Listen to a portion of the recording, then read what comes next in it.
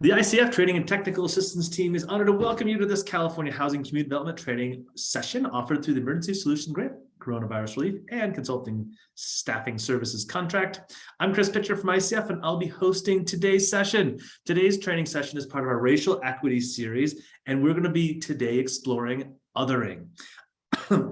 Excuse me. It is my privilege to hand it to our first presenter, Alyssa. Alyssa? Thank you, Chris and Melissa. If we can go to the next slide, that would be great. Happy Thursday, everyone. Really glad to have you here. So our agenda this morning, yes, it is still morning in California. So our agenda this morning is our welcome and then do some definitions.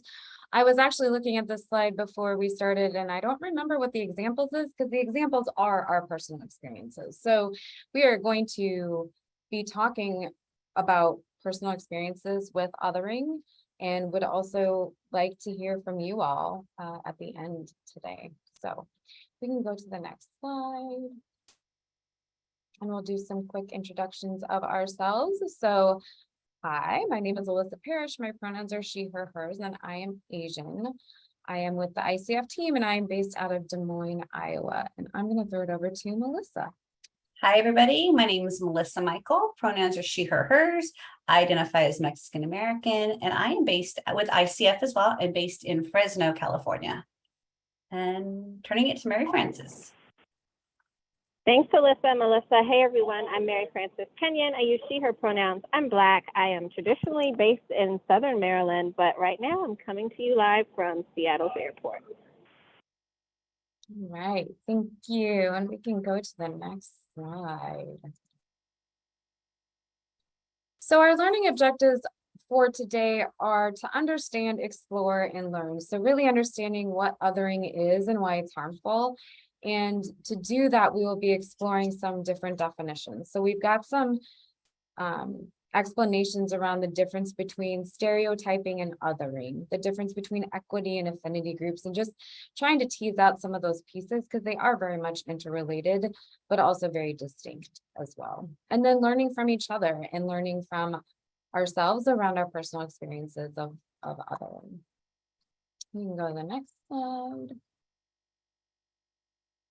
So some grounding for this session today is that we have 3 women of color on this panel presenting today, but we understand and know and acknowledge that othering is harmful and it impacts folks beyond just race. So one of the things that we will go through is the different ways in which people are othered by those different categories that we tend to use in the human race about these different types of categories. Also wanting to acknowledge that there are very real reasons why othering exists. It really does serve a purpose. And until we acknowledge that purpose, we can't actually figure out how to do something different. And so we do want to talk a little bit about that and directly acknowledge that and then figure out how we can do something different. And then stereotyping and othering, again, wanting to make that distinction. They are related to each other. They are both harmful, but also just really wanting to separate out the 2 different concepts. And then we are not the only ones that have experiences with othering. We are sure of that. So we do want to spend some time hearing from you as well. Now we can go on to the next slide. So you've been on a session with us before, you know that we have engagement expectations or agreements established. And so we expect each of you to be present and listen actively. We know that 90-minute webinars can be difficult, but if there are things that you need to do to be able to be here with us, really feel like we are sitting in a room together talking, that would be great. I have to turn over my phone. I have to shut down my email. I have to do all the things to make sure that I'm not trying to multitask at the same time. Maintain mutual respect for differing viewpoints, really not seek a one-size-fits-all approach. We want to challenge the way we have historically responded to homelessness. See yourself as part of the solution. Think about prioritizing attendance in future sessions. We've done a lot of these and there are more to come. So really would like to see you in future ones as well. And then participate in the chat and polls, although I don't think we have any polls today. So we can go on to the next slide. So if you haven't already, we would love to see who's here with us today. So if you want to drop in your name, pronouns, racial identity, Any other identities you'd like to share with us? And then what is the first thing that comes to your mind when you hear the word othering? So I'll give a couple minutes for folks to go ahead and drop their responses into the chat.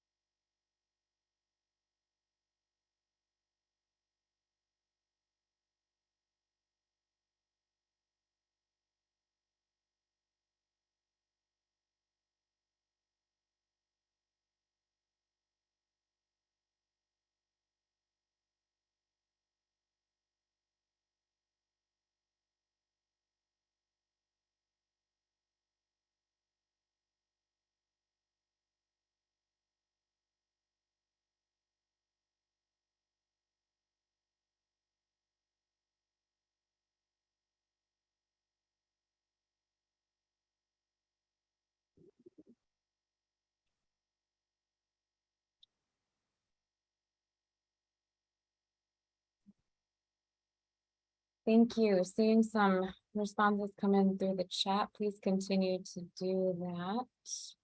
And we will go ahead and move on to the next slide as you were. And please feel free to use the chat freely during this session. Feel free to ask questions, drop in comments, resources, anything. We would love to see it. So I'm going to throw it over to Melissa.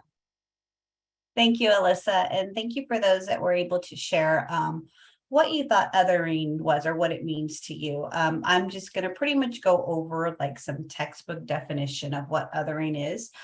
So othering is a phenomenon in which some individuals or groups are defined and labeled as not fitting in within the norms of a social group.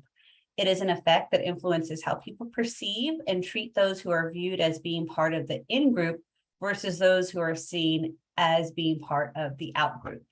Othering also involves attributing negative characteristics to people or groups that differentiate from them, from the perceived normative social group.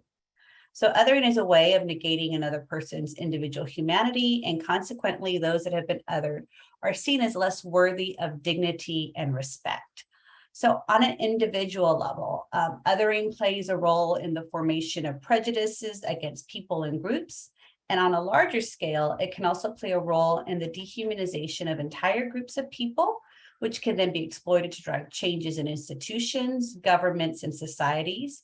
It can lead to the persecution of marginalized groups, the denial of rights based on group identities, and even acts of violence against other groups. So we can think of othering as an antonym of belonging. So where we look at belonging implies acceptance and inclusion of all people, othering can suggest intolerance and exclusion.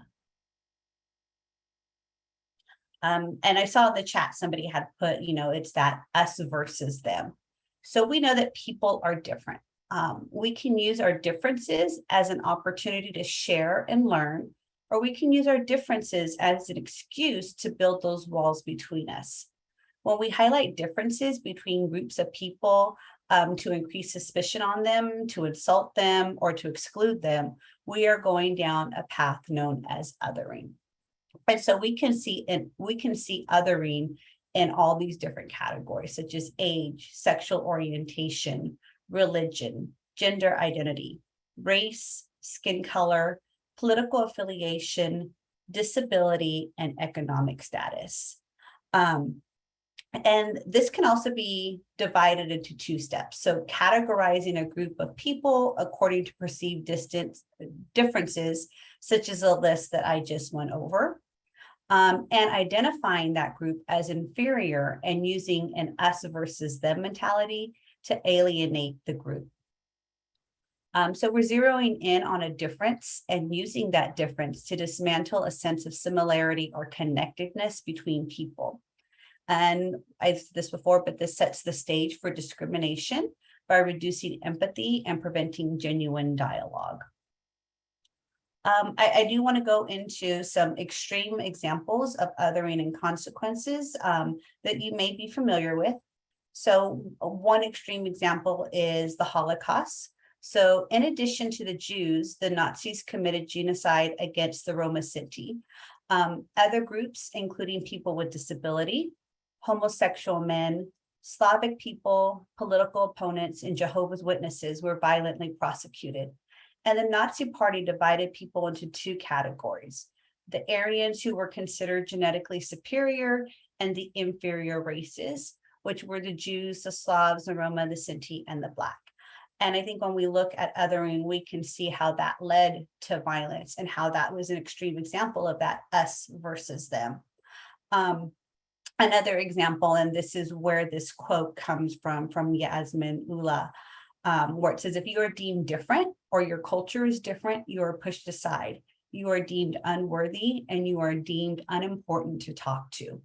So Yasmin is a Rohingya Canadian and was born in 1992 to Rohingyan parents in Myanmar. When she was 3 years old, Yasmin was forced to flee Myanmar with her parents due to the increasing hate, persecution, and human rights violation that the Rohingya Myanmar experience. And this is also known, and it continues to this day, as the genocide of the Rohingya in Myanmar. So when Yasmin was in Thailand, her family were stateless, meaning that they don't have the protection of any kind of natural citizenship and face constant threats of deportation. So Yasmin remembers how her grandmother's citizenship documents were taken away from her, and she was given a different card, which identified her not as a Myanmar citizen, but as a Bengali Muslim. And so this process of being denied citizenship and being singled out as different is another form of othering. And I highlight this because I wanted to make it a little bit more than just the us versus them. You know, sometimes when I see that us versus them, I think of sports and like our team is better than your team. But when we're talking about othering, as we can see the examples from the Holocaust, from the effects of the genocide of Rohingya, how othering can take on extreme consequences. So recognizing othering and why it happens. So in government sectors, we can see or just the government in general, we can see othering can be done by governments, as in the case with the Nazis forcing the Jews to wear yellow stars, or in Myanmar, declaring Rohingya to be non-citizens. And so not all othering is obviously violent or repressive, though. In popular culture, othering can also take place in everyday conversations and online interactions. Othering is a work where people use images and words that distort, insult, exclude, or dismiss another group of people. It can take the form of jokes or insults that can be hurtful and isolating, setting some people apart as inferior or different. Othering can also be seen when people reject ideas they disagree with by resorting to stereotypes that insult or attack the people who express them. So I want to repeat that part again. So it's othering can be seen when people reject ideas they disagree with. We know that we don't always agree, but the part where it comes in is when we're resorting to those stereotypes that insult or attack the people who express them. We can also see othering when we're looking for someone to blame. The process of othering can happen for many reasons. When times are tough because of economic, political, or environmental problems, people sometimes look for someone to blame. They are more likely to target groups with little power or who have been oppressed in the past by the effects of othering. People often try to make sense of our confusing and constantly changing world by relying on oversimplified or outdated ideas about history or about differences between groups of people. When these ideas involve prejudice generalizations, they can contribute to othering. And another example is feeling better at the expense of others. People sometimes use othering to make themselves feel more secure or powerful. This is more obvious when leaders try to, drum up support by using othering to attack their opponents or groups of people they want to turn into an enemy. But this can also happen in everyday life when people use insults or exclusions to make themselves feel better at the expense of others. It's important to understand that if we highlight a person's differences, we risk treating that person differently. And right now we do have a little bit of time. I have 3 boxes down here that I want you all to take a look at. If you feel comfortable, please go ahead and utilize the chat to answer any of these questions. If not, just go ahead and take some time to really think about the questions that we have here. So can you think of any groups of people who experience othering in your community or workspace? Have you ever felt more powerful by excluding someone? And how do you handle discomfort with a difference?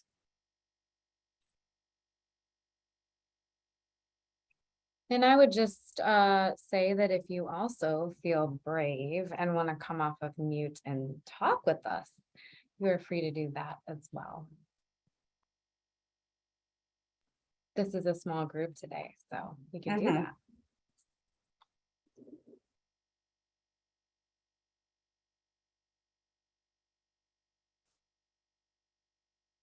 And I actually am going to get us started while we're waiting for folks to kind of weigh in on the chat.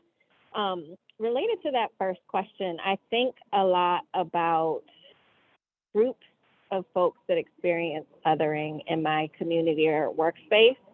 And Alyssa, myself, Melissa, a few of our other colleagues, we've done a lot of these racial equity trainings or racial justice, social justice oriented trainings over the last several years.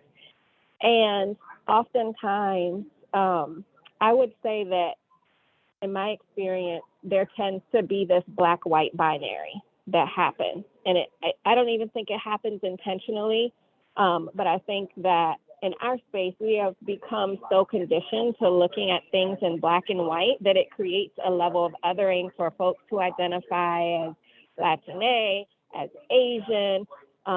Similarly, along the race lines, I'm the L in the LGBTQ plus IA, whatever our latest acronym update is.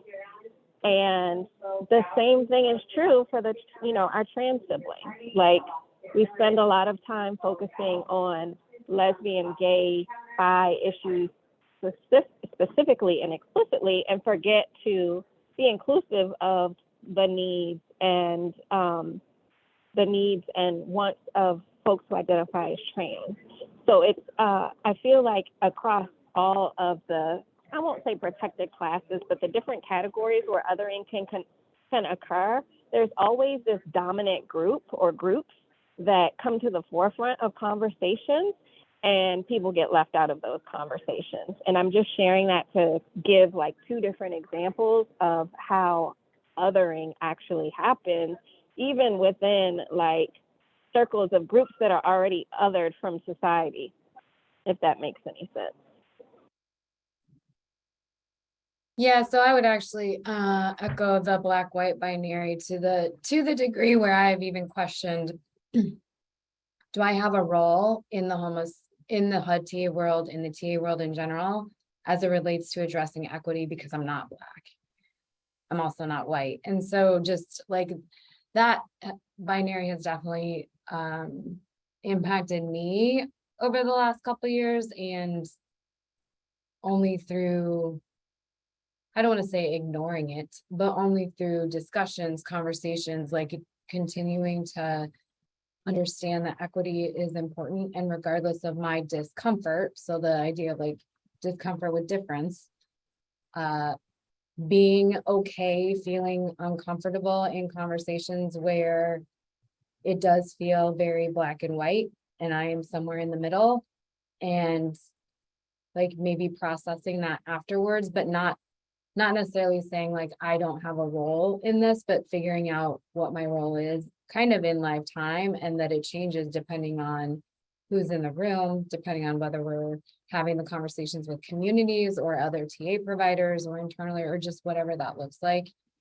And then to the point around like othering already minoritized communities, I'm actually actively reading a book right now called Hood Feminism. It is by Mickey Kendall. And she really speaks very eloquently to the feminist movement and how it has largely left behind women of color, historically left behind, and currently left behind women of color, because it is pushing forward primarily the white woman agenda, which is important because they are also minoritized when you look at that compared to men, and specifically white men. But it tends to leave behind an even more minoritized population of folks. So it's just been a really fascinating book. I'm about, I don't know, halfway through. I only get to read when I fly, so like only about halfway through, but it is fascinating and speaks to this idea of othering within already minoritized communities. I think if I want to go back to this first question, and Kristen, I see you hit on this in the chat. Can you think of any other groups or people who experience othering in your community or workspace? I know I shouldn't read the comments, but anytime that there was a article on people experiencing homelessness, I think we can probably say that in our community, that there is an us versus them mentality for those who are housed and unhoused.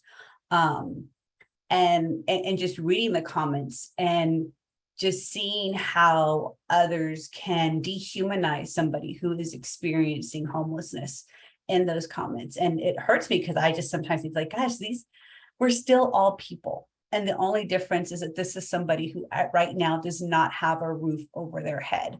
You know, when we hear things such as, well, why do they keep their campsite so messy? You know, they're all on drugs. And like, you know, let me ask my 17-year-old why she keeps her room dirty, or like they're asking, you know, they'll ask those questions. And I'm like, I don't know, you know what, my neighbor 2 houses down, I know he's on coke and he does it every night. You know, it's like that difference is being housed and unhoused.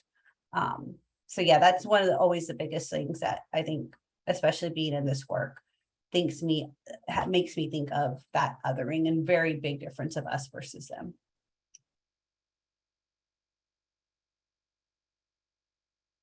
I also saw the comment that Willow put around like undocumented immigrants, houseless individuals, queer folks. And as someone who's experienced that, I wouldn't want to make someone feel that way too.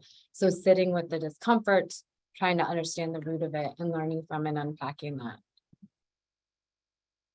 Also, Carly mentioning getting to know people on their own terms instead of asking someone else who that person may be. So going straight to the human and talking with them, learning about them, understanding them.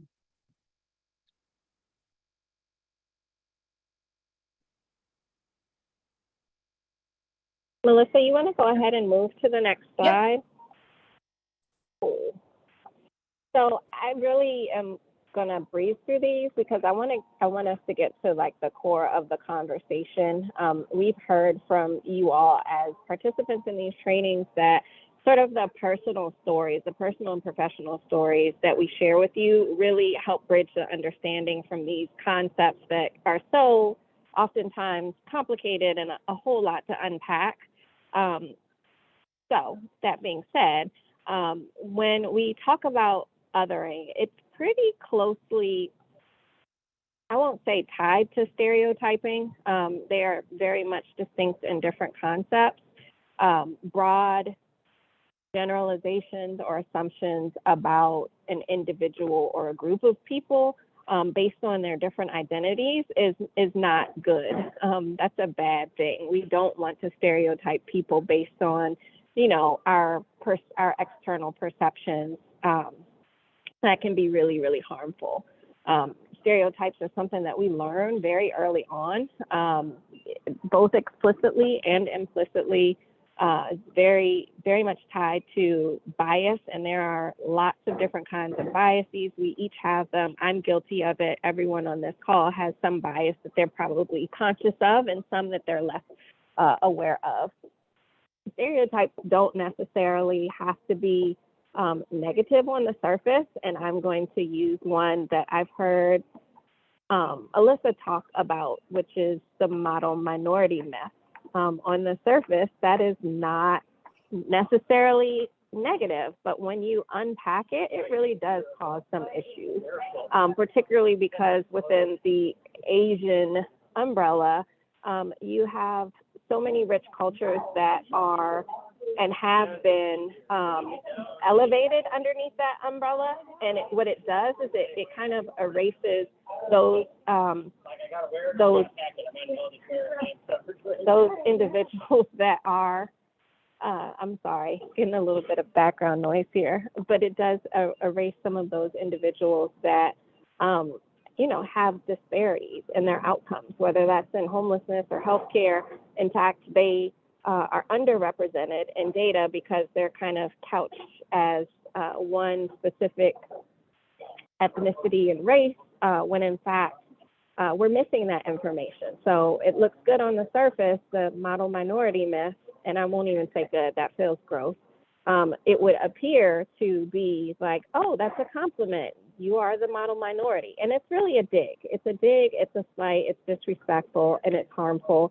And it gives the impression that everyone who identifies as Asian should be held to a standard of perfection and doesn't experience systemic racism, systemic oppression, and negative outcomes in life as a result of some of the systems that we have. So pivot away from stereotyping, and as we begin to think about othering, that really takes us to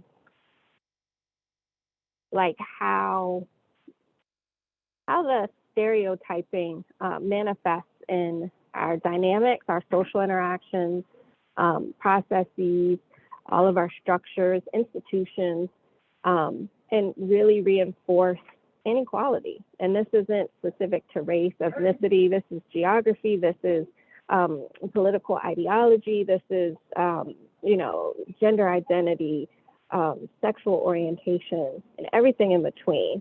And othering is negative. It is so incredibly harmful. I know we talked just a moment about how harmful stereotyping is. It's harmful to do the stereotyping and also harmful to be stereotyped, but to be othered is to be excluded, is to be sort of the opposite of the norm, and it reinforces inequity. So our issues are going to surface. Melissa, can you move us forward? Mm-hmm. So wanted to touch briefly on this before we kind of get into some of the storytelling of our human experiences. But equity spaces versus affinity groups is something that's important for us to unpack a little bit. We have several of these types of spaces, and hopefully y'all have some blossoming in your individual and respective communities as well.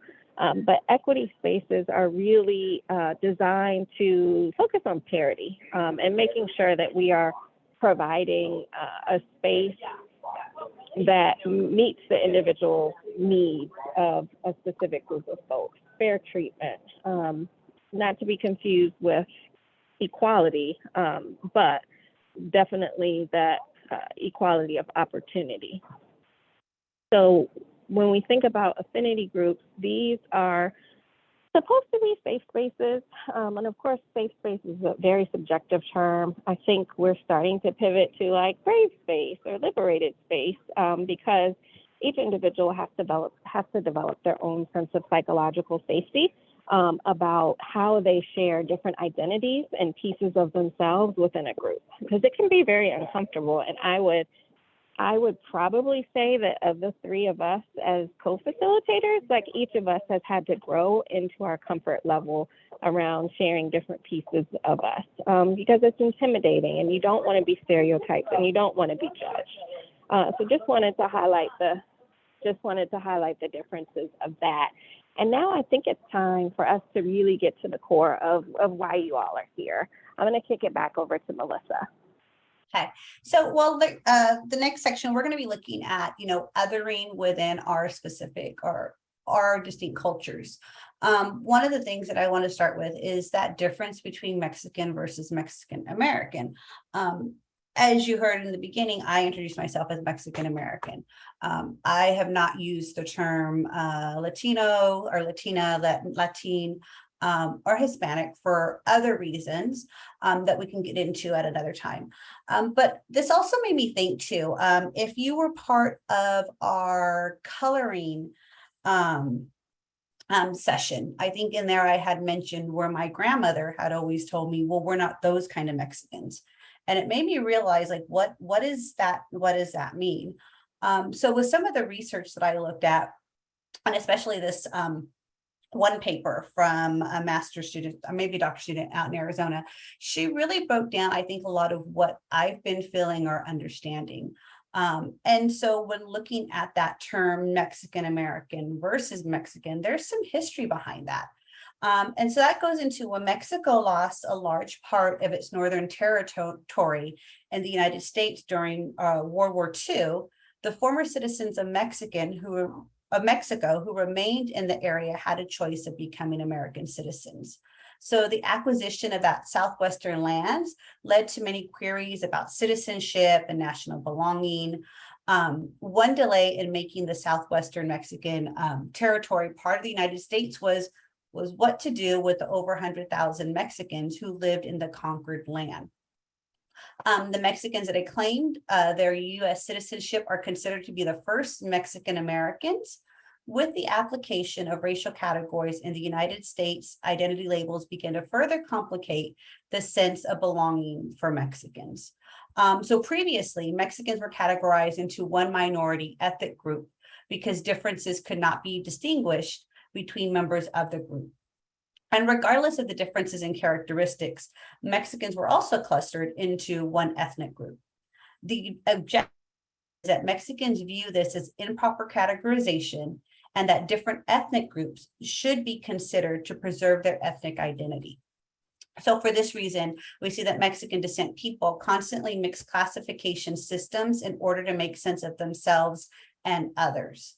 To denote the differences from Mexican immigrants, many Mexican Americans are likely to use nationality, and to distinguish from Anglos, many use race and or ethnicity. Mexican immigrants, on the other hand, have to confront the fact that they are Mexicans in both senses of the term of nationality and ethnicity. And something that we see is that, many Mexicans who do immigrate do so with the intention to appropriate to American ways of living. However, they are forced to apply an identity label that many times divides them from their true sense of identity. So while the U.S. has constantly been undergoing Mexican immigration, Mexican Americans have long been citizens for many generations. For this reason, Mexican Americans are a racial group that is rooted in their long history in the nation.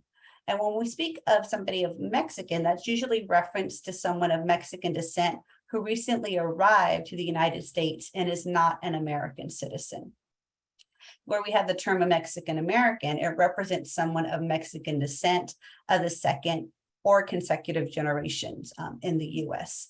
And when I look back on my history, on my mom's side, I know that my grandmother was born here in the United States. And then on my paternal side, my dad's family is from Texas. So they were part of that group that when that land was conquered. So for my history and in my roots, I've always been considered or learned or denoted as Mexican American.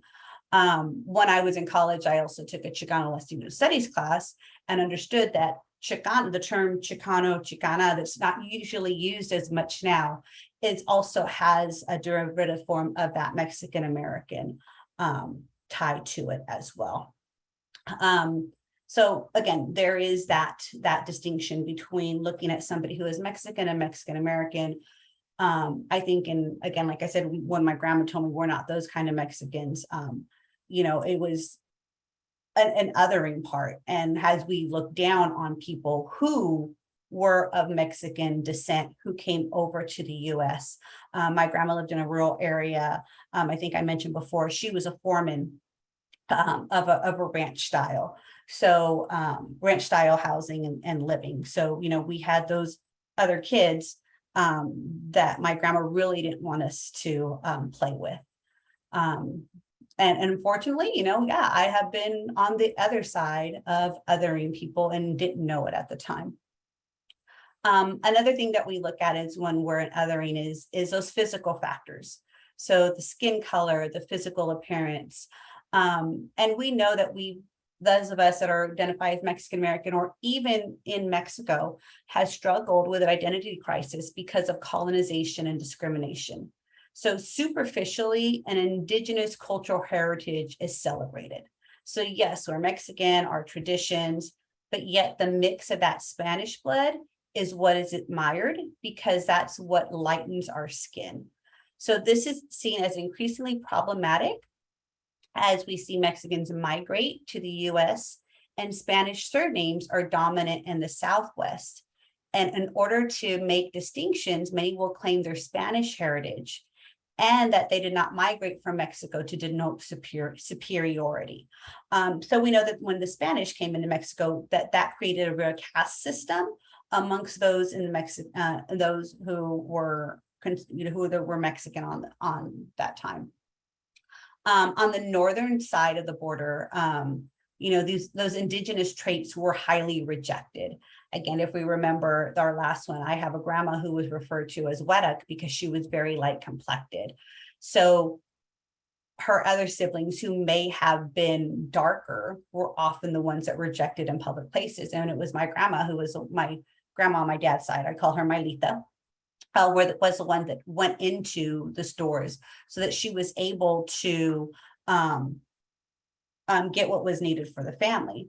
But, if you're also on a darker side of being Mexican or Mexican American, a lot of times that you'll be talked down to because you are Weta, or again, it's that physical appearance of, oh, you think you're better than us because you're lighter. And then also on the other side too, of looking at those who are darker, who may not seem or may not appear to be as highly educated because of their skin color or because of their other physical appearance. And so Mexicans, we established dominance amongst each other by positioning that prestige on skin color and our phenotypical characteristics. And it said that those who are from northern Mexico tend to be lighter skinned as they believe to be pure and untouched by the mixed race, while those from the south and central regions are Indians, or in other words, dark-skinned lower class people. So even amongst our own culture, we have that othering based on physical factors. At any time, if you all have any experience with this or want to jump in, please put anything in the chat as well too. Again, this is, I think, mostly my experience and from my research of what I've seen of othering in our Mexican American communities. We also know that there is a distinction between language and education. Some of those terms that we see, and I think I also saw somebody else put in the chat earlier that their children who are Hispanic or Latinx, but may not look it, are told not to talk about their culture because they don't look like it. One of the terms that I remember seeing is because of that language and being looked down upon speaking Spanish when my family was in school, that they didn't pass that Spanish language over to me. And so as I, made friends or came into contact with other people who were either Mexican American, the term pocho was used, which means I was brown on the outside, but white on the inside because I didn't speak Spanish, because my family lost that tradition of passing that down to us. And so that's something too, that language adaptation creates distances among older Mexican generations. And then there also becomes that social distance that increases among generations, even as we, as other additional Mexicans continue to migrate. And we know also too that as children of immigrants are more likely to identify as white than their immigrant parents, This may be due to the education raising their economic standpoint and altering some political views. So when considering time reference, Mexican Americans of the third and greater generations in the late 20th century, they were living during a time of extreme rejection toward foreign minority groups and policies such as anti-immigration, anti-minority, and Proposition 187. And so this upheaval triggered Mexicans to respond by either embracing their Mexican heritage or espousing to American assimilation.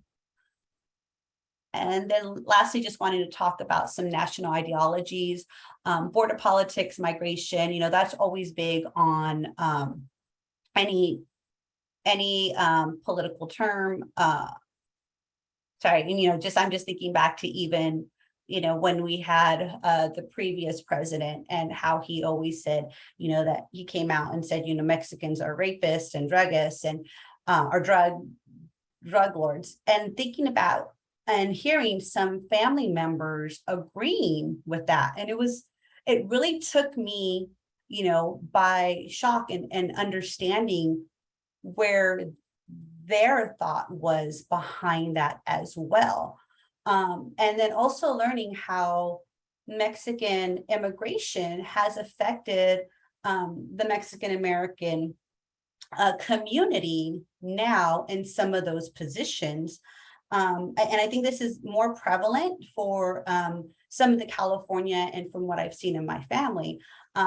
So for an example, Cesar Chavez, everybody is aware of Cesar Chavez and how he fought for the rights of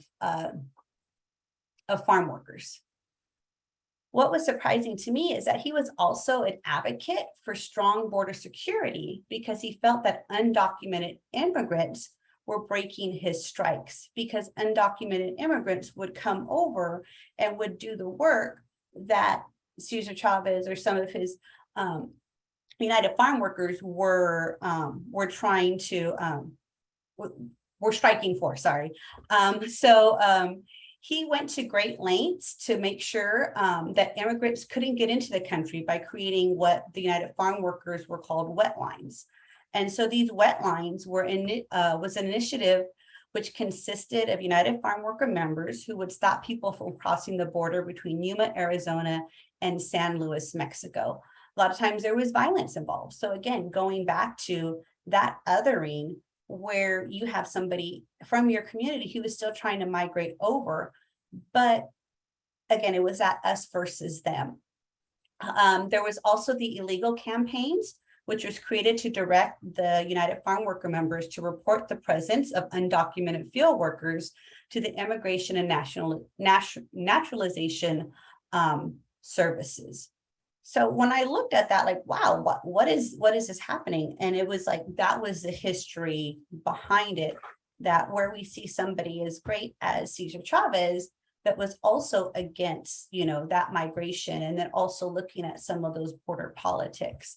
It was interesting when I started discovering and learning about othering too. And there's a whole lot more that I could go into, but I'd like to also see what everybody else has been putting in the chat as well. Or if anybody would like to come off mute and maybe if you are from the Hispanic, Latinx, Mexican American community, if there's anything that you'd like to add to that as well.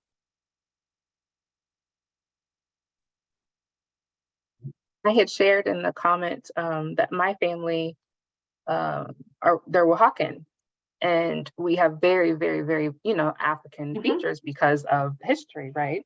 And so I was just sharing with my colleague that when my grandpa came over to the States to try to fit in, they changed our last name from Perez to Perry, hoping that would, you know, keep his family safe and try to assimilate. But you can't get past the features. And I think they weren't aware of like the treatment. So they crossed over through Texas. And at that time, if you looked Black, you were still being treated the same way as the rest of the Blacks that were here. And so they quickly were like, okay, well, that didn't work. Let's change our name back to Perez. But it was too late, you know? And so it's like, you can't escape that.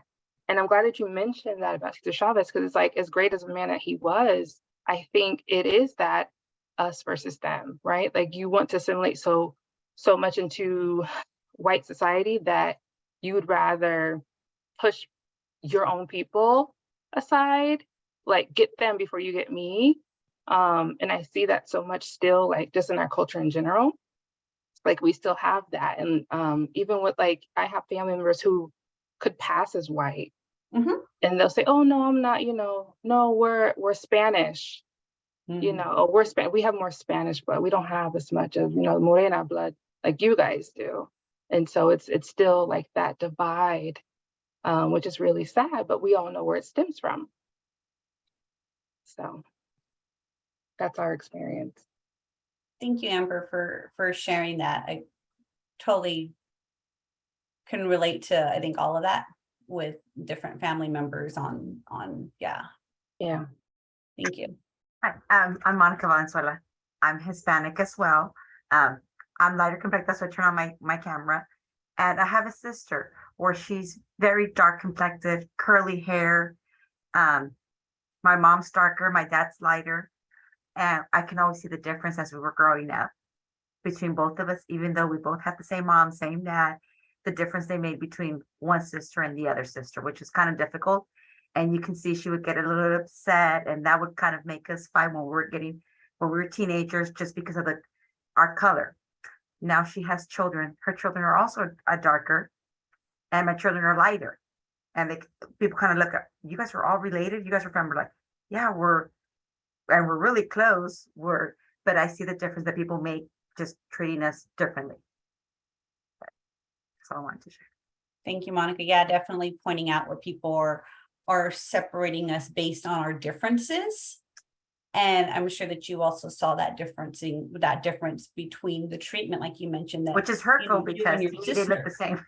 yeah, that you and your sister may have experienced, again, looking at that othering. And although some of our examples may not be those extreme examples of othering, but it's where it stems from, where it starts, unfortunately, when I was doing that research on Cesar Chavez, knowing that you had people who were of Mexican or Mexican American who living here in the United States, who were looking at beating up and taking away things from those who were trying to cross over. And it's just like, wow, like I would expect it from, or think that it would from somebody who would be more along those borders of somebody that was white. But when you hear that it's somebody that looks like you, that was really disheartening to me. How are we doing on time? Sorry, I don't have our thing. I want to know if we wanted to move on to the next one. Okay. You're doing okay. Thank you, everybody. If you want to continue to share, please go ahead and feel free to put that in the chat. But I thank you, Monica and Amber, for coming off chat and sharing that with us.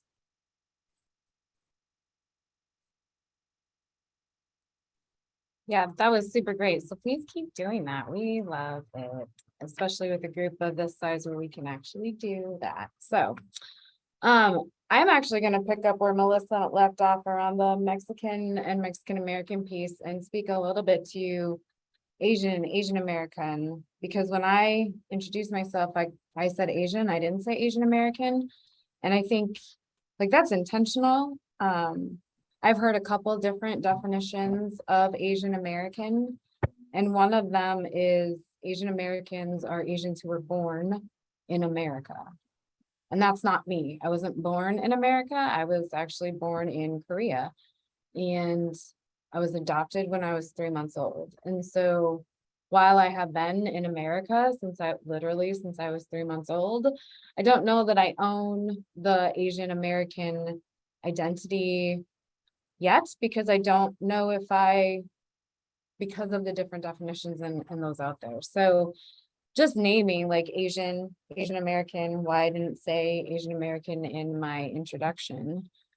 And yeah, it has different definitions. So I appreciated your thoughts around Mexican and Mexican American, Melissa, and that history. That was really helpful.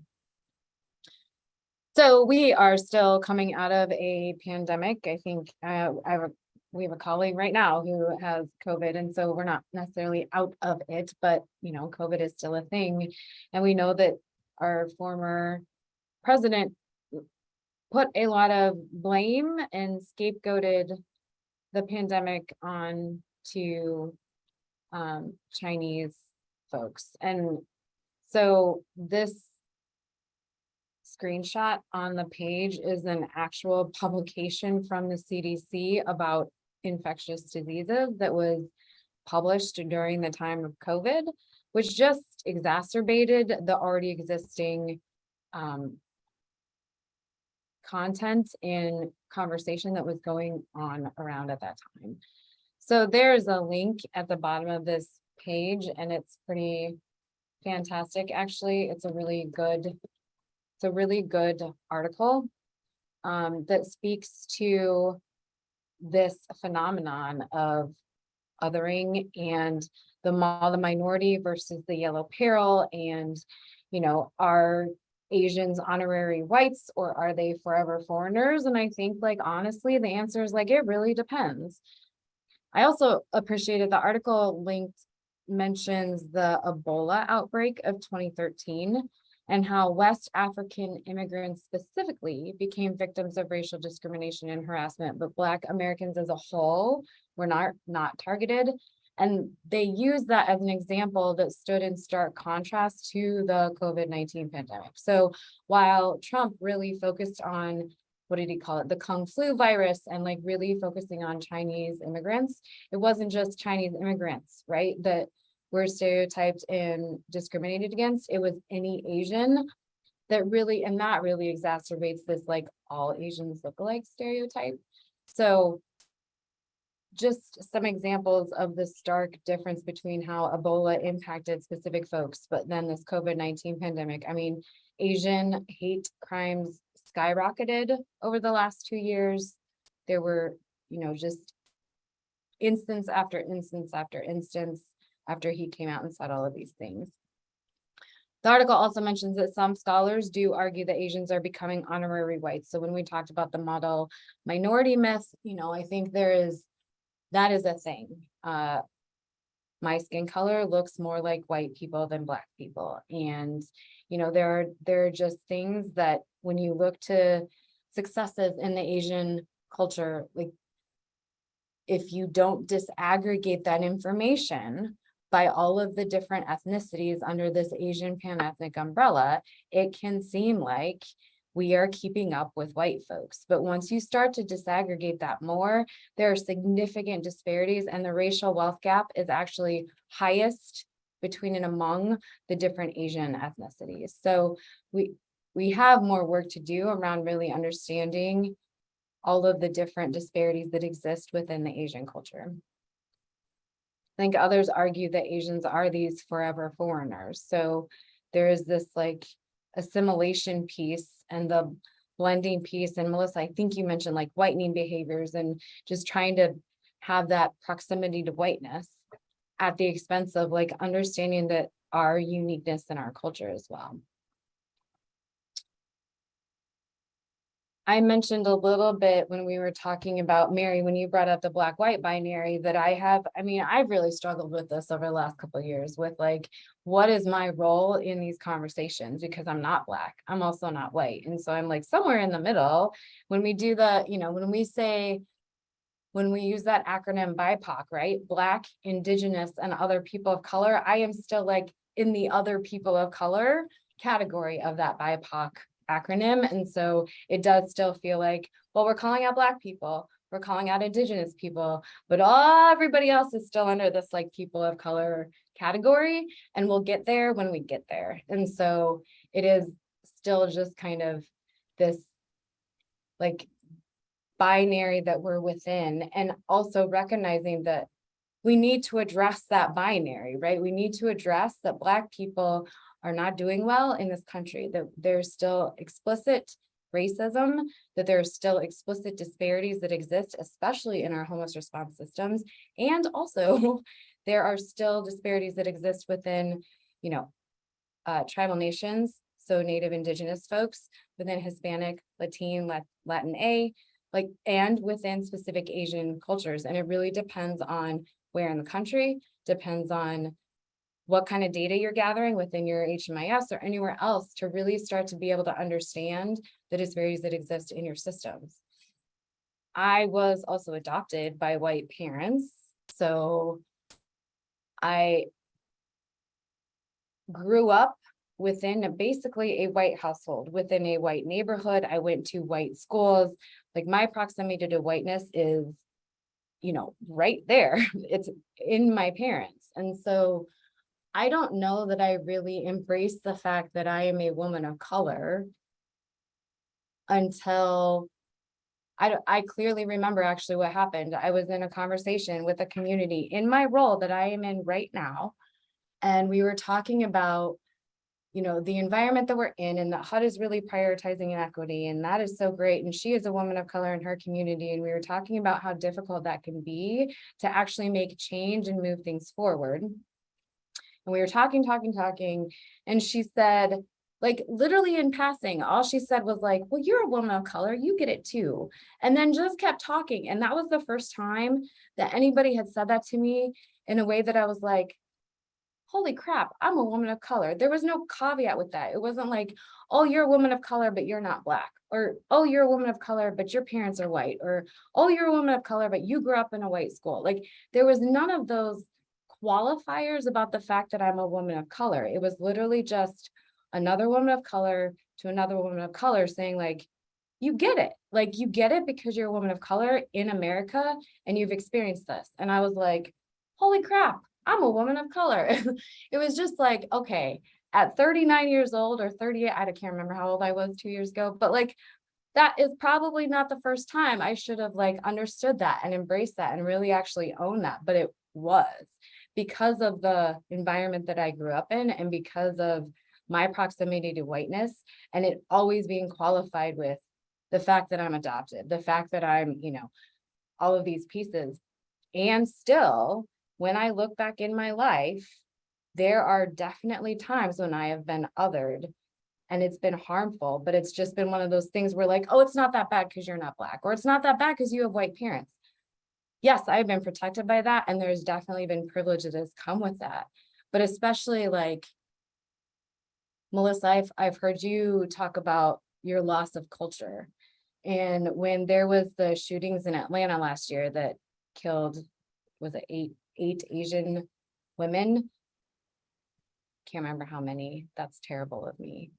But I remember feeling so alone during that time because my parents didn't get it. My parents are white. So it was just, it's those periods of time when I'm like, okay, well, if my parents were Asian, we would be able to have a conversation about this. But because of the environment and culture that my parents grew up in, and the fact that they are white, there are specific things that we can't talk about. And that's pretty isolating. So while my upbringing and background has definitely protected me and brought me protections, there are other things that has caused harm without even, I think, knowing it or acknowledging it, or just like not being in a place where I could own that or see that. So it's been an interesting journey in my lifetime to get to the point where I understand who I am, not only as a woman, but who I am as an Asian woman, and an Asian woman who wasn't born in this country, which is also an additional layer that causes some othering. Like, I remember, Mary, we talked about TSA PreCheck a while back, and the first time I got that was actually in the fall of 2016. It was the fall right before Trump took office. So whenever that was. And I had gone into the office. I have naturalization paperwork. I was naturalized when I was 3 or 4. And there are specific documents you have to take with you when you go in to do your TSA PreCheck, blah, blah, blah. And so he's like fingerprinting and doing all the stuff, scanning all these documents. And then he gets to my naturalization paperwork and he scans it in. And then up on the screen, I'm seeing him put in a number for alien ID. And I was like, what what number are you putting in there? And he said, oh, it's right here on your naturalization paperwork, this alien ID.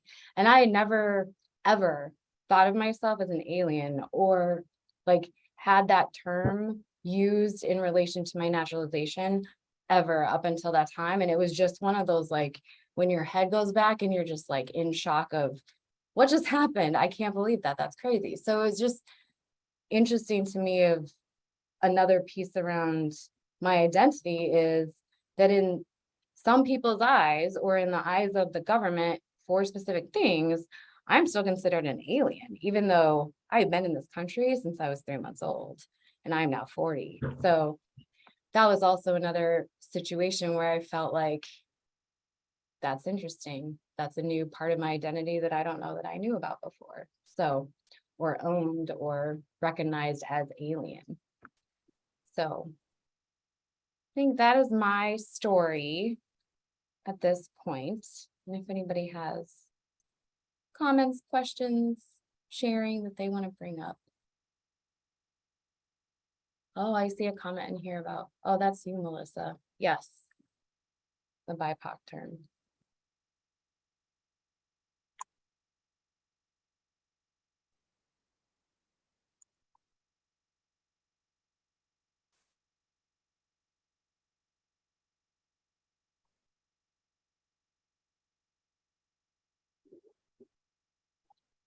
And Melissa, did you see the comment from Diana in the chat? I did. I'm like, that's deep, Diana. Thank you. I'm like looking at it and I'm like, wow, I'm thinking back to even that time. I mean, the economic systems and our policies around that time. And if he had a safe option to help incoming migrants. I mean, that's another. I don't know right now, Diana, if I have an opinion on that, because I'm just like, wow, that's, I didn't think about it that way. I think I'd like to do also some more reading and research on that during that time frame as well. But I think it's a great question.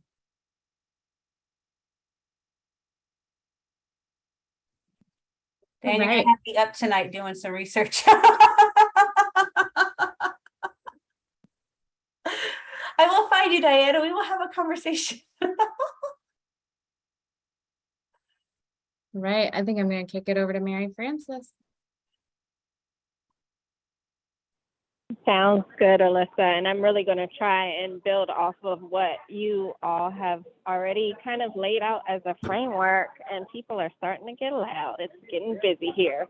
You know, I think there are some things that both Melissa and Alyssa shared that I can definitely identify with. I do want to focus a little bit on things that I've experienced in the Black community around othering and just my understanding and evolution about how to receive that. So first up, I'm actually going to go from the bottom up a little backwards here because I think this is very relevant right now.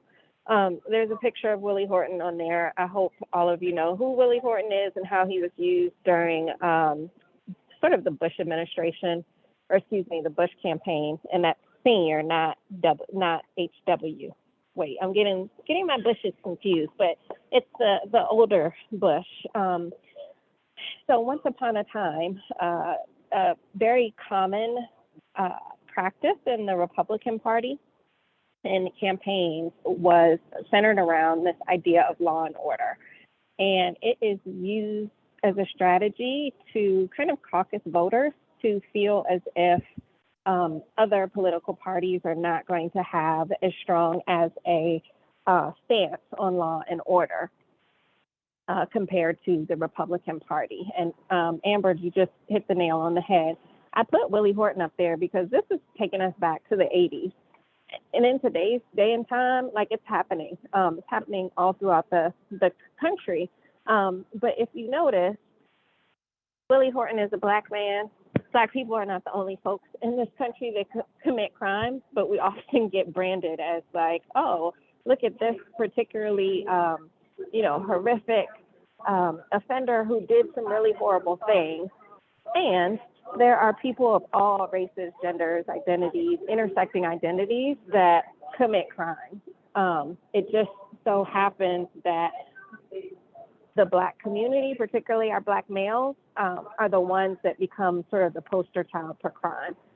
Even if, you know, well, I'm not going to go down the justice system rabbit hole because we do not have enough time, but that is just a fact. It happened then, it's happening today. I think that actually ties to one of the first points up above, which is being denied humanity and being dehumanized. I don't like to particularly spend a lot of time talking about slavery and the implications of slavery because it's painful. It's like trauma porn to continue to talk about how dehumanizing it was to be in chains and shackles and have your family split apart. Bringing us out of that era and into today's era. You know, I often, I think everyone kind of asks, this is like a very get to know you type of question, but like, where are you from? And it's like, oh, I'm from DC. And it's like, oh, but your ancestors are from Africa. And I'm like, pretty sure my folks have been around for hundreds of years and don't have any record or acknowledgement of that ancestry because there's no records to show that. And when I hear that, it makes me think about Black Americans specifically, because I feel like that's something that's shared, at least in my experience in the Black community. If you meet someone from outside of the country, you know, they have historically tried to like look at your facial features or your nose or your teeth or the structure of your mouth to figure out what kind of ethnic identity you might be a part of. And you don't necessarily see that happen in other like nations where there are populations of Black people, whether they are Afro, Latina, or Latino. In Haiti, people don't ask Haitians like, oh, well, where are you from in Africa? In Jamaica, that doesn't happen. Like, oh, what's your ancestry to Africa? And it's almost this othering within the Black American and African diaspora, where it's like, for some reason, Black Americans need to have a connection back to Africa in order to authenticate their acceptance as a part of the diaspora. Some other things that also come up for me is like, I am a very, I don't think I am, but I think people perceive me as being racially ambiguous from time to time. Not sure what I am. Sometimes my hair might be curly. They might think one thing. If it's straight, they might think another. If it's in braids, they might think another. And because as a Black American, we do have this spectrum of melanin in our skin. I am super light and I tan in the summer. And then as it gets colder, my tan fades away and I go through this cycle of mostly pretty lightness. But I can get darker in the summertime. And that means, like, in the Black community, we have a lot of interracial othering. So I know, and I've said this a number of times, and I'll say it again today, because my skin is a few shades closer to that proximity of whiteness, that means that I have to be mindful of my people, my women, my men who have darker skin than me, because I carry a certain level of privilege and I have to use that privilege to leverage it for positive and to make sure that I'm speaking up so that I don't reinforce the othering that happens external to the Black community within the Black community. And that is just a dynamic that is tricky to navigate. I think Melissa certainly talked about it. I know in the Asian community, there is a whole like TikTok thread happening right now about the different types of Asian people. I'm a TikTok fan, in case y'all didn't know. I do a lot of learning and hearing from people's human experiences and often pester Alyssa about watching videos that she probably doesn't want to watch. But it's just, this is one of these tricky things that is so ingrained in our culture. And it manifests in very nuanced ways that it's something that's hard to combat. There is no playbook for how to combat othering. It's just something you want to really raise awareness on, be in tune with, and kind of not reinforce, particularly if it's impacting one of the identities that you bring.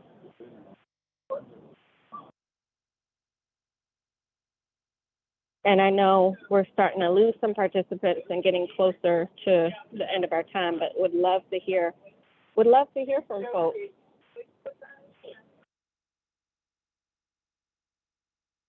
Either via chat or off, coming off mute.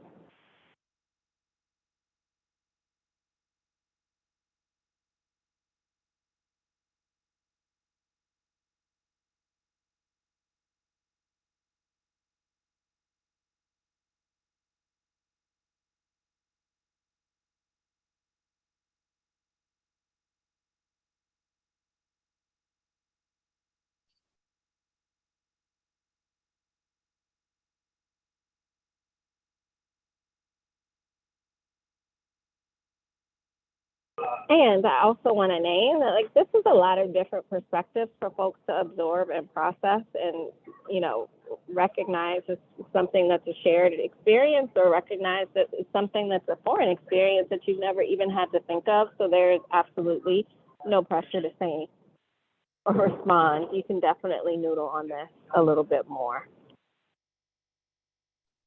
So, yeah, it always just, I like the eye-opening experiences because I think it's really important for those of us who come from privilege to recognize that, you know, that our perspective is so narrow. And it wasn't, I thought I lived in this really wonderful, open-minded community. And I went to go to a fabric store, and my friend said, well, I can't go in there. I don't want to go in there. And I said, why? And she said, well, they followed me and they pulled me back to the office and searched me. And I was just like, I was horrified because, like, that's never happened to me. So it's like, you know, I don't want to, you know, take away from her experience at all, but I do want to make sure that I'm aware of those experiences so that maybe I can use whatever tiny bit of influence I might have to help somebody else out, you know. And I don't know what else to do other than just have empathy and be there and listen and learn. So thank you guys for being vulnerable today. You know, I don't get my others don't show, right? So I, you know, I have that privilege, you know, my choice of religion is my choice, right? And my you know, and you can't look at me and tell that I'm a mentally ill drug addict. You know what I mean? So it's like I have that privilege of sort of keeping those things tucked away, and it's not right there for the world to see. So yeah, I just appreciate everybody's vulnerability today. Thank you. And thank you, Carly. I appreciate yours. I think that I appreciate everything that you just said, and just want to name something. Like, I didn't just become, like, all of a sudden, like, brimming with knowledge and understanding of othering. I think I have to go back probably about 4 years when I had an intern who happened to be Black and Filipina. And she was very connected to both elements of her heritage, but particularly her Filipina side. And we were doing some racial equity work. And when I tell y'all, I was mind blown because I was so stuck in the Black-white binary that I could not see the underrepresentation. And this young lady she was probably in her third year at UVA at this time, was able to distill all of the data and raise my awareness and the awareness for others in the county that we were working in, just about the underrepresentation of folks who identify underneath that Asian umbrella. So that is something, you know, 4 years removed from me of not being aware. Once you get the knowledge, it's what you do with it. Like, that's how I've had to grow in that area to be able to respect the disparities and the negative outcomes and remind myself that yes, I represent a Black experience, a Black human experience. I need to step outside of myself and my community's experience to really see how other people are also having similar experiences, and how we can just be more holistic in our approach to matters of equity and disparities, and not other, and make sure that we're being inclusive and not just focusing on kind of competing dominant norms in our society. Hi, Carly. Hi, Carly. First of all, thank you for that comment. It made me go back and think of, maybe our behaviors, and something you had said, like, I don't share my religion. I don't, share certain things. And I think with othering, we went through that long list, trying to gather my thoughts here. We don't always see how somebody is different, but there could be some times in our lives, like when I was talking about, in the workplace or in social media, where we're kind of showing maybe that prejudice or that those examples of othering. So I think by you bringing that up, and I think by us having this conversation, is I think really looking at how our actions could basically be differentiating somebody else or putting somebody else in that out group, even though it's not something that's seen. I'm Catholic, and I remember I saw something on social media one day from a friend that I respected, and it was a sort of like hate meme towards people that that are Catholic, and I was like, wow, that was really like a us versus them. Not that I used to my religion on people, but I think like what you were saying is what we don't see, and I think we also have to be cognizant of that. So thank you for bringing that up.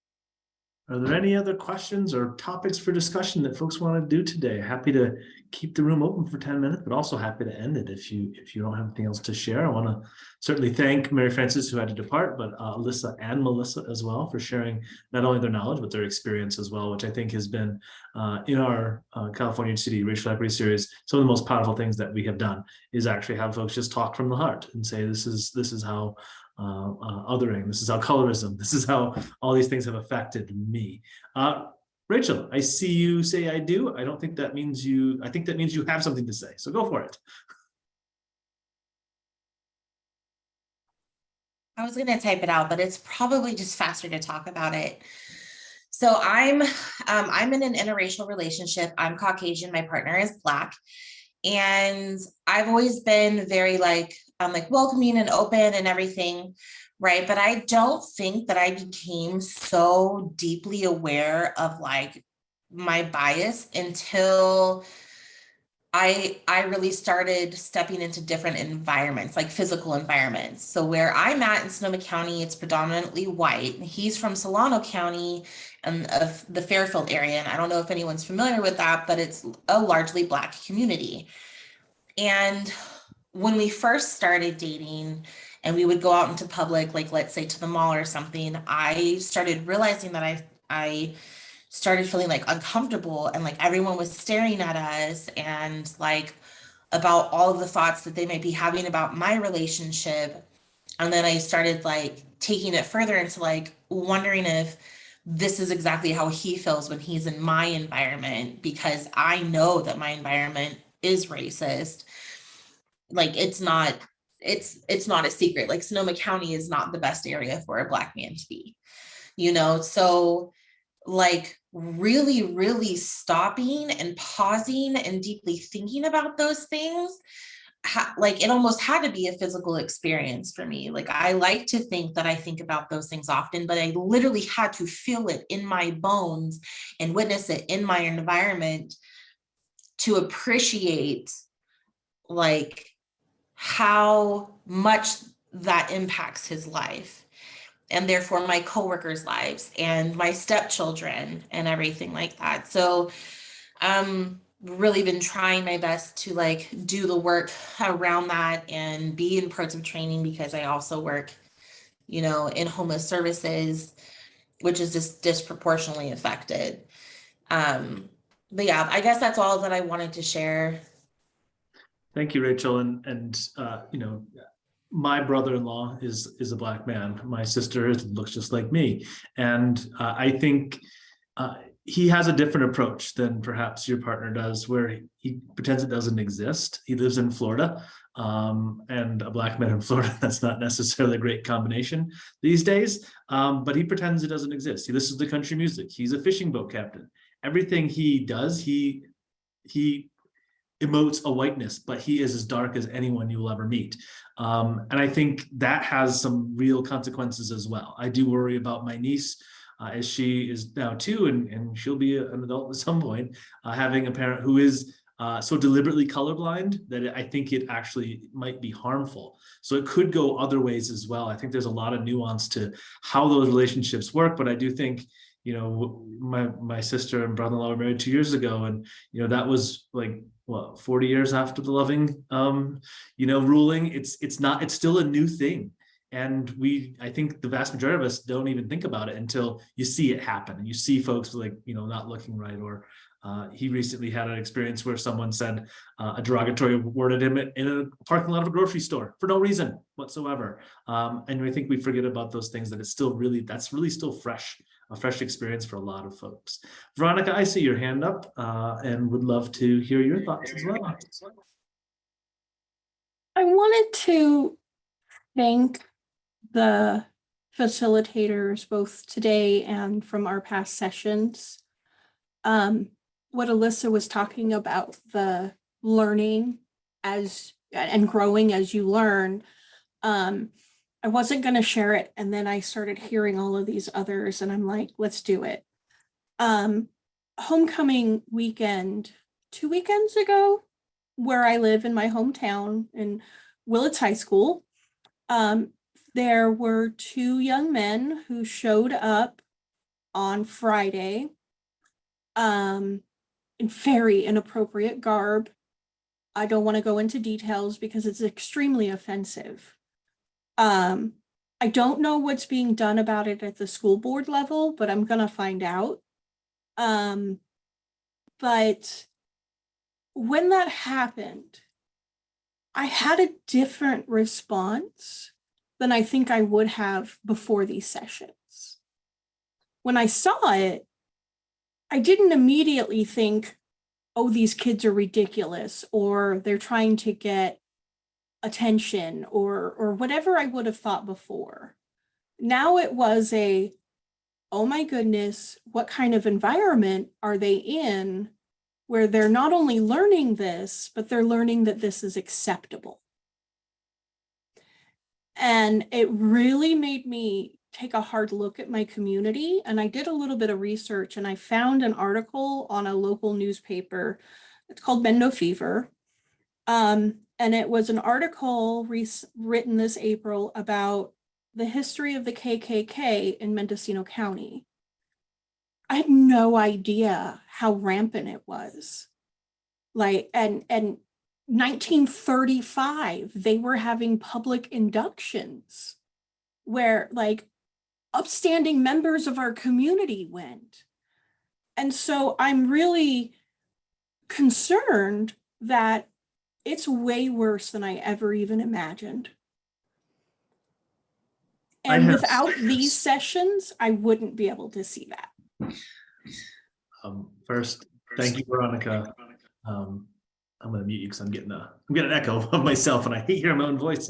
Imagine that. Thanks, Veronica, for sharing that. And I think I feel very similarly.